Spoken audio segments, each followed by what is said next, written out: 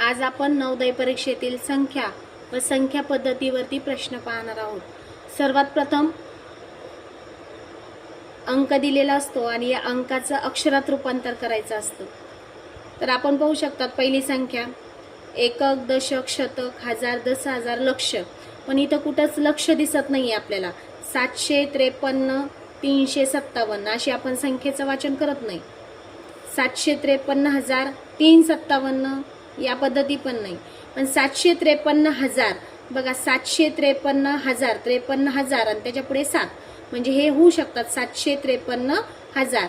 पुढे आहे 357, याचा अर्थ पर्याय क्रमांक सी हा बरोबर आहे। या पद्धतीने तुम्ही इतर प्रमाणे गणित करून पहा।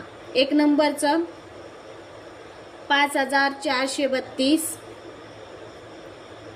नंतर 62,750, त्यानंतर 70,009, त्यानंतर 4 नंबरचं 8,44,03,07, तसेच 6,72,200,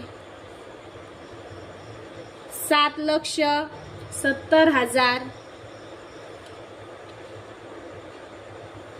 312